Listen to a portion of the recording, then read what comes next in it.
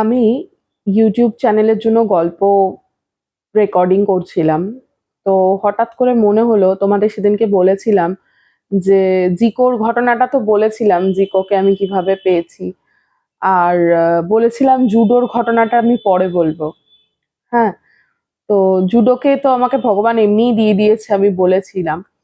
কিন্তু সেই ঘটনাটা খুব অদ্ভুত, কিন্তু সেটাই আমি শেয়ার করছি। উম তোমাদেরও খুব অদ্ভুতই লাগবে আশা করছি, একটু শুনো ঘটনাটা। সেটা হচ্ছে আমার যে মেয়েটা নেই, যে মেয়েটা আমার কাছে এসেছিল আমার 36 পর্যন্ত, যার প্রেগন্যান্সি আমার ছিল, সেই মেয়েটা তো আমার অনেকটা জুড়ে ছিল। তো ভীষণ রকম মেয়ের আশা ছিল, ভীষণ ভীষণ, মানে বলার কথা না। আমার যখন জিকোর প্রেগন্যান্সি এসছিল, একদমই প্রথম প্রেগন্যান্সি, ভীষণ লুকাচ্ছিলাম সবার কাছ থেকে, কিন্তু মনের মধ্যে শুধু মেয়ের আশা। শুধু তাই নয়, শুধু চাইতাম যে ওই মেয়েটা যেন আমার কাছে ফিরে আসে, যে আমার কাছে আসতে পারেনি। আমার মা, আমার হাজবেন্ড সবাই দেখেছিল তাকে নাকি লক্ষ্মী প্রতিমার মতো দেখতে। তো আমাকে দেখায়নি কেউ। আমায় কি বলবো আর, দেখায়নি আমাকে।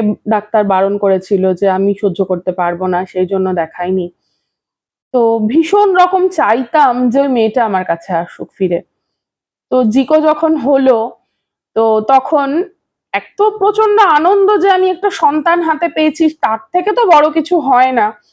কিন্তু তবুও আমি যেখানে ভর্তি ছিলাম, যেখানে জিকো হয়েছে, আমি বলেছিলাম যে আমার মেয়ে হয়নি। তো ওই ডাক্তার যিনি আমার ট্রিটমেন্ট করেছিলেন, উনি তো আমার কাছে ভগবান, কারণ কলকাতার প্রচুর বড় ডাক্তার ফেলিওরের পরে আমি ওনার কাছে দেখিয়েছি। তো উনি জাস্ট লাইক ভগবান আমার কাছে। উনি বললেন, কেন, তুমি কেন ভেবেছিলে যে তোমার মেয়ে হবে? তখন আমি বললাম, আমি ভীষণ মেয়ে চেয়েছিলাম। উনি বললেন, ঠিক আছে, আসছে বছর আবার হবে। আমি তো তখন হচ্ছে কি, আসছে বছর আবার হবে? তো যাই হোক, ওটা উনি একটা ইয়ার্কি মেরেই বলেছিলেন। তো সেই কথাটা কিরকম ভাবে সত্যি হয়ে গেল।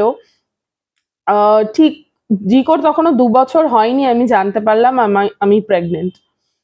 তো ভীষণ রকম তখন একটা ভয়ে কাজ করছিল আমার মধ্যে, যে একটা বাচ্চা এইটুকু, হ্যাঁ, আরেকটা বাচ্চা কিভাবে আমি আহ, মানে তাকে বড় করতে হবে, তাকে মানে প্রেগনেন্সি পিরিয়ডটা আমার ওভার করতে হবে।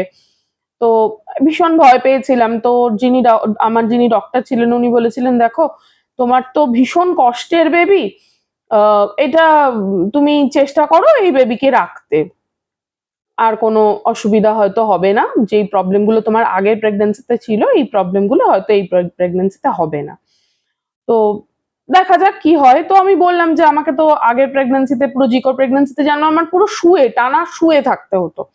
তো বললাম, আমি তো এইটুকু বাচ্চা নিয়ে আমি তো শুয়ে থাকতে পারবো না, আমাকে তো ওঠা হাঁটা চলা করতে হবে। ওর সমস্ত ওকে স্কুলে দিয়ে আসা নিয়ে আসা, ওকে একটা প্লে স্কুলে দিয়েছিলাম, তো সেগুলো করতে হবে। তো তখন উনি বললেন যে সব হয়ে যাবে, ভগবান যদি চান সব হয়ে যাবে, তুমি টেনশন করো না, সব ঠিক হবে। তো আমিও সেটা মেনে নিলাম। হুম। এবার তখন আবার শুরু হলো মনের মধ্যে মেয়ের আশা, যে মেয়ে আমার আবার, এবার তাহলে মেয়ে হবে, আগের বার তো হলো না, এবার তাহলে মেয়ে হবে। আবার দিন গোনা শুরু হলো মেয়ের জন্য, মেয়ে হবে, মেয়ে হবে। তো এইটা হতে হতে এবার যেটা অদ্ভুত ঘটনা আমি যেইটা বলছি, সেটা কেন বলছি, আহ, আমার যে মেয়েটা নেই, সে, তার সিজারের ডেট আমাকে দিয়েছিল হচ্ছে 7th নভেম্বর। সেটা ছিল 2015 সাল। হ্যাঁ। তো 7th নভেম্বর আমার ডেট ছিল, কিন্তু 2nd নভেম্বর আমার মিসক্যারেজ হয়ে যায়। মিসক্যারেজ তো না, মানে যাই হোক, পেটের মধ্যেই বেবি এক্সপায়ার করে যায়। তো সেটা মানে ওই 7th নভেম্বর কিন্তু তার আসার কথা ছিল আর কি। আর সেটা ছিল সোমবার। 7th নভেম্বর 2015, সেটাও ছিল সোমবার। আর আমার জুডো যখন এলো, আমার জুডোর ডেট ছিল হচ্ছে 15th নভেম্বর 2022। তো 15th নভেম্বর 2022 ওর আসার কথা ছিল, মানে সিজারের ডেট ছিল। কিন্তু আমার এত এমার্জেন্সি ভাবে আমার ব্লাড প্রেশার প্রচন্ড হাই হয়ে গিয়েছিল, তো যার জন্য খুব এমার্জেন্সি ডেলিভারি করে দিতে হলো 7th নভেম্বর, সেটা 2022-এ। তো সেটাও কিন্তু ছিল সোমবার। ওই মেয়ে আমার, যার আসার কথা ছিল 7th নভেম্বর, আমার কাছে জুডো হয়ে হয়তো ফিরে এসেছে, আমি সেটাই আশা করি, আমি সেটাই ভাবি। মেয়ে হয়ে আসলেই আমি অনেক বেশি খুশি হতাম, কিন্তু সেটা তো ভগবানের হাতে। কিন্তু ডেট গুলো আর বার গুলো কিন্তু সেম, একদম সোমবার ওটাও ছিল 7th নভেম্বর, আর এটাও 7th নভেম্বর সোমবার। এটা কিন্তু অ্যাকচুয়ালি আমার সিজারের ডেট 7th নভেম্বর ছিল না, ছিল 15th নভেম্বর, কিন্তু আমার প্রেশার হাই হয়ে যাওয়ার জন্য আমার এমার্জেন্সি ডেলিভারি করা হয়েছিল।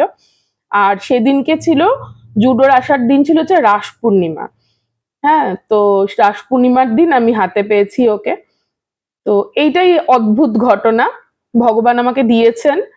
তো হয়তো তাকেই আবার ছেলে করে দিয়েছেন, আমি আশা করি হয়তো সেটাই, জানি না, এগুলো তো যার যার বিশ্বাসের ব্যাপার, এমন তো না যে এটাই সত্যি, এটাই ঘটনা। তো এটাই আজকে, এইটাই বললাম তোমাদের, এটাই গল্প।